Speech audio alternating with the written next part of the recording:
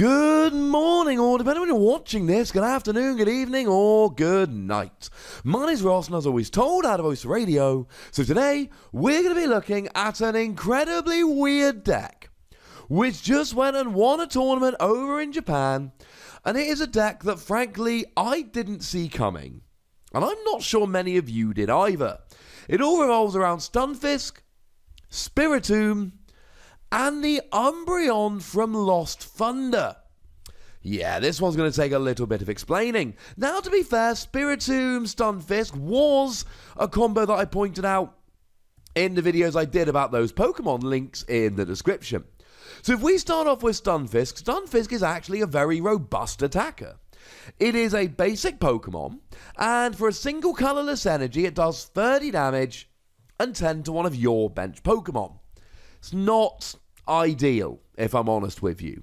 Now, the good news is we have Electro Power here, so actually that 30 damage can go up to 60 with an Electro Power, and 90 with 2, and so on and so forth. It can work quite nicely. It's not really the attack you want to use, but it can work. But what we're really concerned with here is a second attack. 2 colorless energy, yes, that's right, you can use a double colorless energy, and it does 30 damage for each of your Pokemon with any damage counters on them. So in theory here, you get 5 bench Pokemon all with damage on, Stunfisk has damage on, you do 180 damage. That's GX KOing territory. That's like Blacephalon going down territory here. That's really quite nice. And largely that is going to be your main attacker here. That is the best attacker you've got generally. But we also need to have a little bit of a look at Spiritomb here. You see, Spiritomb's got a phenomenal ability, which reads, once during your turn, you may put 1 damage counter on this Pokemon. Now, there's a bunch of good things you can do with this, but if we go back to Stunfisk, hey, remember how Stunfisk just did 30 for each Pokemon that you had with any damage on? You get 4 Spiritomb out, and that's 120 straight away. Because each of those Spiritomb can put damage on themselves, and then you're just hitting for that much damage and you're absolutely golden. It's really quite fun. But Spiritomb actually has a really nice attack here as well. 1 Darkness Energy. Remember, Stunfisk was colorless, so we can just play basic Darkness here. 10 damage, 30 more for each damage counter on this Pokemon. So if you can get 5 damage counters on here, then you're actually hitting for 190 damage. Difficult, yeah, but it can be done. Because you've got the ability, and you've got Stunfisk's attack, and this is probably as good a time as any to mention Rainbow Energy. Rainbow Energy counts as any type of energy, and when you attach it, you take 1 damage counter. Now, a lot of the time, you're going to want to put this on Stunfisk, so that you damage it while the bench is damaged. But you could also put this on a Spiritomb here to bring it closer. If you put this on a Spiritomb, it gives the same function as a Choice Band in that it does an extra 30 damage, but against EXs and non-GXs and GXs and everything together, whereas Choice Band is just EXs and GXs. And please do not be sleeping on Hustle Belt here. Hustle Belt can actually turn Spiritomb into a rather phenomenal attacker. It reads, if the Pokemon to which this is attached has 30 HP or less remaining and any damage counters on it, it does 60 more to your opponent's active Pokemon. So again, it's not the easiest thing to pull off. But if you get 5 damage counters on a Spiritomb, you're hitting 190. That's pretty good.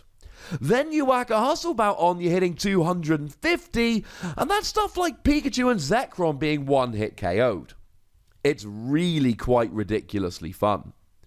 And then we've got the Umbreon from Lost Thunder, which has been out for, over 3 months now, and nobody's played it. You could technically do 60 damage for 2 energy, but nobody cares. 1 Darkness Energy. If any of your Pokemon were knocked out by damage from an opponent's attack during their last turn, you do 120 for a single energy. This is a 2-hit KO'er. It's as simple as that. This is a Pokemon designed to get 2-hit KOs, but it does it for a single energy, it's a single prize Pokemon, and it's a really nice attacker when you haven't got Stunfisk or Spiritomb rolling. If you've got Stunfisk or Spiritomb doing their thing, they're much better attackers, and they're basics. But if you haven't, this could help to fill the gap. And please do remember, we've got Eevee from Sun and Moon, attach a Darkness Energy, search your deck, evolve into Umbreon. So even though technically it's a stage 1, it's really a basic. And then we really don't want to play any GXs here, we want single prize Pokemon only, so we got a couple of Jirachi for a little bit of consistency. When it's in the active, look at the top 5 cards of your deck, find a trainer card, put it in your hand, shuffle your deck. Job's a good un. And that's the Pokemon line. Your free attackers and Jirachi for some consistency. Now in terms of the energy, we've already mentioned double colourless, that's really important for Stunfisk. We've got Rainbow Energy, which counts as any energy, but also does damage, which is really important for Stunfisk, and means Spiritomb does extra damage. And then we just got Darkness Energy. Free basic Darkness, because, well, anyone can use Darkness, except Jirachi, but he doesn't count. In terms of the trainers here, I want to start off looking at the stadiums because they're very important. We've got 1 copy of Black Market Prism Star. Any Darkness type Pokemon with Darkness Energy attached give up 1 fewer prize. Yeah, that's pretty awesome. Won't do anything for Stunfisk, but it means that your Spiritomb and Umbreon go down without even giving up a prize. That's pretty gosh darned ridiculously awesome. And then we've got a couple copies of Shrine of Punishment, because you're doing extra damage to EXs and GXs between turns. And you're not playing any EXs or GXs, so it works out rather nicely. Now, we've already mentioned the Electro Power. That means you do an extra 30 damage to the active. Of course, we're playing a full 4 copies of them. We've already mentioned Hustle Bout that does 60 more if you've got damage on and fewer than 30 HP remaining. And then we got 2 copies of Choice Band, 30 more to EXs and GXs. Good for getting some extra damage out. And 2 copies of Escape Board, lets you retreat for 1 less, while also allowing you to retreat if you are asleep or poisoned. And bearing in mind here, Spiritomb, single energy retreater, and Jirachi, single energy retreater and will be asleep. That's pretty gosh darned important. Oh, and Umbreon, single energy retreater. Not often going to be a huge problem, to be honest with you, because you can just discard the energy that's on them. Really, it's in here for Jirachi, but it's still a nice little bonus. And because we're playing a bunch of different tools, including our one-off Hustle Belt, we're actually playing Adventure Bag, which lets us search out tools, which is pretty nice. 2 copies of Switch to get Pokemon out the active, and of course it's really good with Jirachi. 4 copies of Nest Ball, because they're all basic Pokemon. I know Umbreon's not a basic, but you attach to Eevee and evolve up automatically, so they're essentially basic Pokemon. No coming into play abilities. That means that we're really wanting to be playing for Nest Ball here. Couple copies of Ultra Ball, because it searches out anything, though you do have to discard 2 copies from your hand. And we actually see a copy of Great Ball here. And ironically enough, Great Ball, not that great.